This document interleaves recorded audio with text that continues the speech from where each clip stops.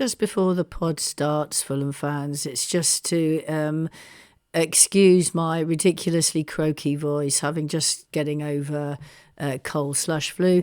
And also, we're going to miss Tomo today. He's not able to do the podcast, so you'll just have to put up with me. Morning, Fulham fans, to another episode of Live by the River as we review the match between Leeds United and Fulham at Elland Road, which ended up Leeds 1, Fulham 0. And it reminded me of waiting for a London night bus around about 2 a.m. It's absolutely freezing cold and you're not quite sure what's going on. And you just know that bus is not going to turn up and you have to end up walking about 7 miles in unsuitable footwear and you're freezing cold. And you kind of wake up the next day thinking, what on earth was that all about? What's going on? And that's really what I felt after watching the Fulham match. And if there are any Leeds fans out there, he absolutely thoroughly deserved to win. What's irritating, you actually deserved to win the first time this season when you came to the cottage, but this time you actually did it.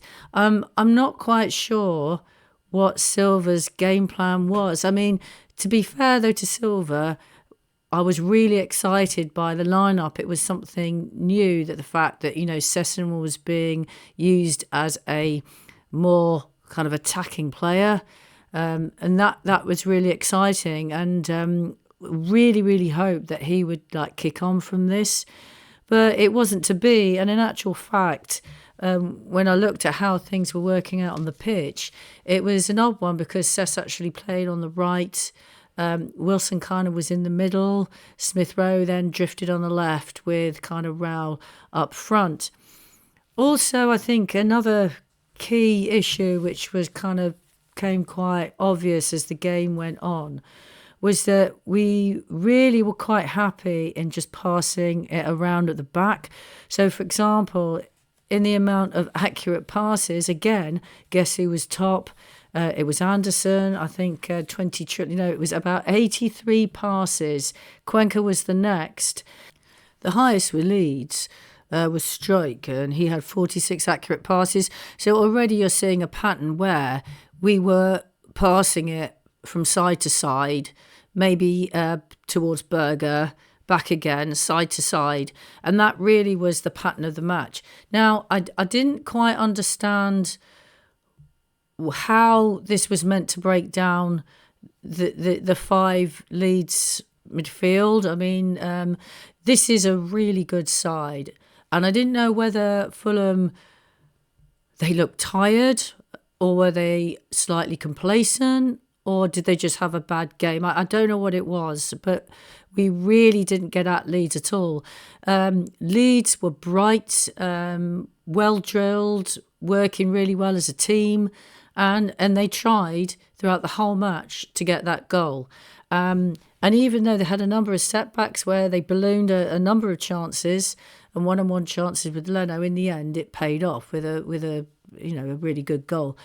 Now, Fulham, I didn't get what was going on in the midfield. We were so passive, it was unbelievable. There was no sense of attack. Everyone seemed to be on the back foot. Even when Kearney came on, slight improvement, but then everything kind of went back to normal. And I put it down to the fact that 5-man midfield that Leeds had were just very, very effective. And I don't think we were effective at all. So I think it was a mix of both, really. Also, I thought this was an opportunity because I think, I don't know what Leeds feel, but I thought Stack is a really fine player. I've seen some of his through passes, which lead on to goals. A really fine midfielder, and Biol as well. Both of them weren't playing, and I thought, God, this is a great opportunity. Their midfield might be a little bit, weaker, perhaps. Oh no, it wasn't. But I thought that we could have perhaps taken advantage of that a little bit more. We didn't seem to be that interested. Also, I think we can blame that black kit. It's far too nice, and with the yellow kind of the gold branding. I don't know whether that's becoming a bit of an unlucky kit and should only be used for ceremonial purposes. Because again, we lost again today. I thought Smith Rowe, out of everybody, and I couldn't actually, when I was trying to award Man O' the Match, I literally couldn't think of anyone. So I did actually put Reality Check as our new man of the match, because I just thought, come on, Fulham fans, this idea that we could stride towards Europe, not yet, not yet. I mean, this was a clear indication that when faced against a really well-organised side that are full of fight and passion, and they have also some really underrated players in that team, we kind of drift away. It was very odd. I thought Smith Rowe actually he was the most feisty, shall I say, of the Fulham players, and he did actually have some great passes where, for example, he received the ball with his back to goal and then drove forward, but there kind of wasn't anyone to drive forward for, it seemed. And it did also appear to me that any time that we did get forward, our passing broke down or it didn't work out. And perhaps it was because of the Leeds defence playing really, really well. But I also think that we helped them by our forward successful final third passes weren't very good. And to back that up, Leeds had 51 successful final third passes and Fulham had 38. Also, to give you an indication, where Leeds in the second half really kind of kicked on. Overall, though, they had 21 crosses to our 8. So there was absolutely no kind of direct attacking play from Fulham that I can really remember. There was one, I think, near the beginning where Wilson did a lovely kind of dink to Lukic. That didn't pan out. And really, apart from that, I can't really think of anything.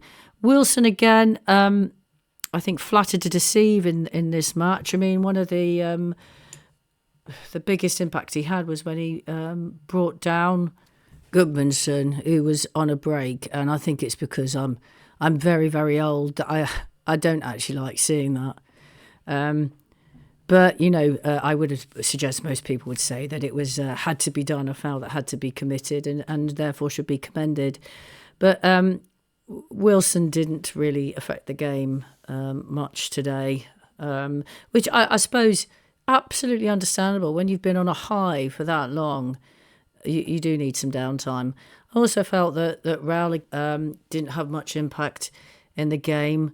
And I know you can't wait for me to talk about Opta stats, because I'm going to do it now. The Fulham's highest impact player was actually Smith Rowe. He had 22.6. And Leno with 22, even though he did have a bit of a mare. Was it around about the 20th minute where he kind of gave it to the opposition, I believe. But we managed to escape that. And we did have a number of escapes throughout that match. So, for example, I think Aronson was one-on-one with Leno, and Leno managed to parry his shot, which is, I think, on the whole, he did do a number of very successful saves. And right at the end, where Mecha, after he just scored his goal, almost scored a second, but Leno saved that. So I think that's why Leno's Opta stats are quite high. And then Anderson and Cuenca are our highest impact players, and absolutely pans out because that's where the ball was. We were passing it around our final third. Sometimes we might actually, dally with the centre area, and then it broke down in the final third. And the midfield was just a mess. I just didn't know what was going on. And a lot of the Fulham players just didn't have great games yesterday. And in that first half, Leeds had about 46% possession and we have 54%, but I think that was because we were passing it around our back four. In the second half, again, the pattern continued. We continued doing the same thing. We just couldn't break through. We were passing it around on various occasions. I thought Leeds did a high press, then a mid block, and it just seemed to discombobulate us. And, there were occasions where we did do good move forwards. Again, usually Smith Rowe was behind it, but then again it would break down. And our free kicks, I think we got about one, and Wilson again kicked it outside the penalty, outside the penalty post. That didn't go to plan, and really it just seemed that Leeds were more and more just kind of stifling everything that we did. They had the occasional chance one-on-one, which, at the time I was very relieved, because there were a number of chances, like I said earlier, where they could have scored. And they were in the ascendant. Aronson was doing quite well against Robinson. In the 62nd minute, Goodmanson had a real chance, but he blasted his shot over the bar. I mean, that was a really, really big chance.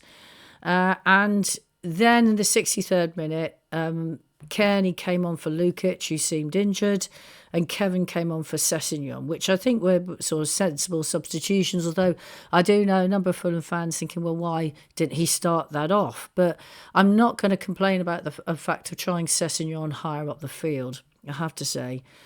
Again, Berger looked very flat this match, but he remained on the pitch. In the 67th minute, there was another shot on target for Leeds. Raul had a sort of chance, but he ballooned it.